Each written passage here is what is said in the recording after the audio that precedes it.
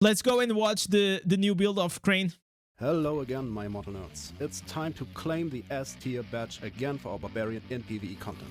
A build with fire, ice, and poison is waiting for you. That is all-roundish and let you rule over sea dungeons, open world farm, terror rifts, abyssal runs, everything, and fast tower grinds. This build is amazing and you have to try it out, trust me. With an update in early I listen, I always like to see like the intros. It always has like these very German music like from the club. I love it. March, the Diablo Immortal devs fixed an essence which boosted the Sunder skill. Oh yeah, you see, chat, this is what I was talking about. With the like the Sunder, the answers, the 𝙀𝙓𝙋𝘼𝙉𝘿 got fixed. And now it detonates with the Immortalize, and it's gonna be huge. Because I didn't get it. Whenever they came out with these new answers, it was exactly the same as the other, the 𝙀𝙓𝙋𝘼𝙉𝘿. It's not 𝙀𝙓𝙃, it's something like that. That whenever you run, you leave this trail, and also burns the enemy. So there was no reason to actually slot it in the Sunder on your skill bar, but I'm glad they actually fixed it. Extremely, and made this build now very, very effective. So what are we talking about? The Hydra's Morse. This heavy damage passive shoulder is rocking like hell. Combined with Sprint's Snowdrifter, you get super fast and profit from all damage buffs against loss of control. And now with a change to the main dot resolve mechanic from ангмет to banquet, this build turns into a powerhouse. We have the new way of... Wait, is using like six pieces banquets instead of the 4? PvE Barbarian in here, of course, with Whirling Howl Helmet for many demo hits that firestorms. We have Iron Tusk for getting even more crit chance and Lion's Mane to resolve our banquet. So why is it working so good? Because of the 0.5 second reapplying of the banquet dot with the burn of our Sundered Legacy. We move faster and proc the resolve from demo more often with the helmet, reapplying the banquet and resolving it again. So instead of many dots, we switch tactics to push that one dot to the limit with damage gems. But that's not all. Instead of the small gem dots that can be applied just once, Banquet can be reapplied like the ангмets, but deals 6 times the damage. Overall, in all tests, the Banquet lead to a 30% higher damage output than with the ангмет set. This is pretty... What? So 6 piece banquets outperform 2 pieces barons and 4 pieces augments? Alright. And I'm curious about like his gems. Is he using like the Everlasting and Vipers thing, or is just like boosting his damage like with the, for example, Morn Skull, Bloodsoaked Jade to just like make a big burst? Pretty 30% is a lot. And while lot. looking at the Paragon tree, you will see the magic key to this build. Yeah, the Contagion can spread our heavy dot. So we get a massive damage output with all of the... Man, I cannot wait to have the Sweeping Bile. I'm not gonna ever spend plat for it, but I cannot wait. And I also cannot wait for them to make another 5-star that can be like dot applied. I think we need. I think there's 2 gems that we need. We need a better defense gem, like a new one, an actually really good defensive gem. And I think we need another dot base build gem. I think this is very necessary. Resolving and reapplying, or even better calling it multiplying, of the banquet dot. The only dot gem itself that might be useful in here is the bile. It has a similar spreading mechanic, still it can be resolved multiple times. So just once, but improving the damage. This changes our set enchantments a bit too. All of those skills go to a 100% uptime with a 2-piece Bithus very fast. This means you can switch from the cooldown reduction on the sets to damage versus loss of control for the hands, or the damage increase to enemies under 30% life on the rings. It's another nice boost to this build. Enough explanations, let's look at the build. Essences are, we start with the skills, Lacerate, we nearly... So here we have Sprint, Sunder, Wrath of the Berserk, and Immortalized. Then yeah, that's what I was thinking. He's just like going full boost, damage boost, and then he's just using this one. But this is actually cool. Like if you don't really need dot gems to try to pull it up, this one, maybe that's nice. The Paragon is pretty similar. Then like these, yeah, this is pretty standard. But what I changed, what did I change on the other one?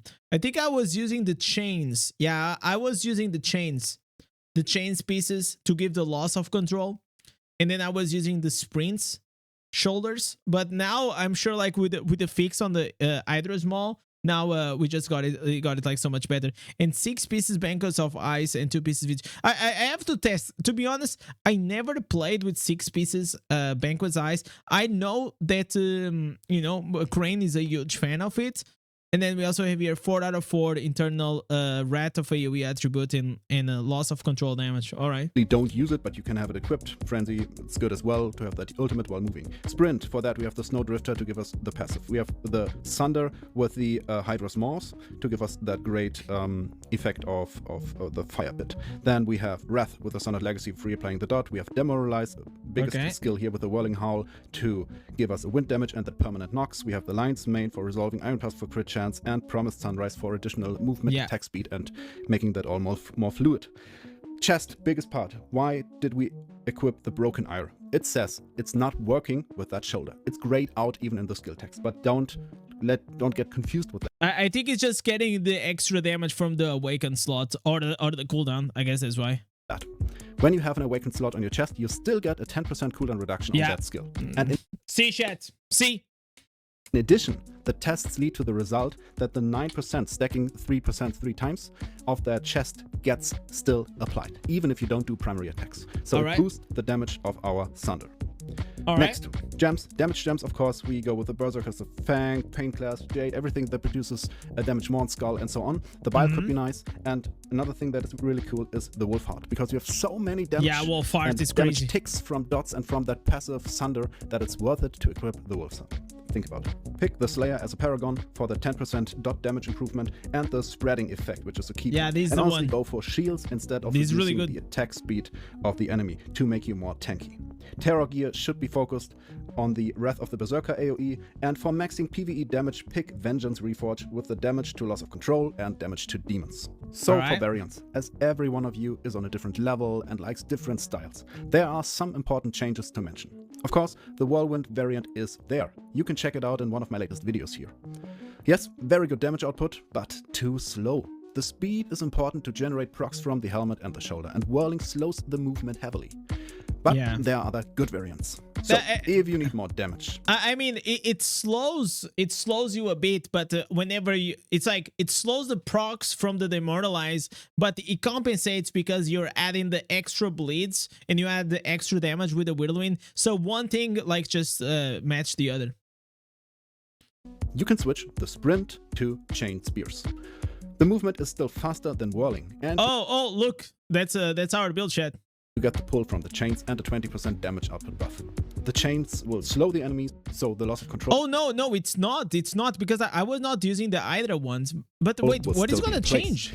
It's gonna replace what? If you are dying too often? Wait a second. This doesn't make sense. Oh, so you replace the sprint and you add the chains, but then you're gonna be like super slow. But maybe like this gonna give you more damage because like you have more damage output because of the chains. So the loss of control will still be in place. If you are dying too often, especially for fully free to play or tough content or anything like this, stick to the chains, but switch the Promised Sunrise from the Demoralize with the Steel Lamprey to give you a solid life leech. This will be relevant for any upcoming Vanguard modes. And, of course, for using this build in any variation for challenge rifts. With that variations, I'm sure you will enjoy this PvE meta build for our best class, the Barbarian, as much as I do. It still lacks some solo target DPS, but for the content we are looking that's the problem. I mean... But like, the problem is like, there's no problem because like, if you're making a dungeon or the AoE farming or like open world, all you want is AoE damage. So even if you're gonna struggle a bit at the boss, I mean, I think it's just fine. It's still fine. 5 million DPS around-ish, boys. That's still relevant. That's still good. 5 million for him. Like crazy. Thanks again to Amazon, who did a lot of testing with different sets, gems, and essences here. Thanks, buddy, for your support and all of that input. I hope you all enjoyed this video. So stay fresh and enjoy this game. See you soon. All right. This was it was a good video. I like this chat. Listen, this kind of made me I've been wanting to go back and try the new Sundered Legacy, the new Sundered, because they fixed it up. I have like 2 builds in mind, this was one of them, very similar. Maybe not this chest. Maybe I don't know. I didn't think about the chest, to be honest. And the other one, it is with a Furious Charge. I really want to try with a Furious Charge and also the Sundered.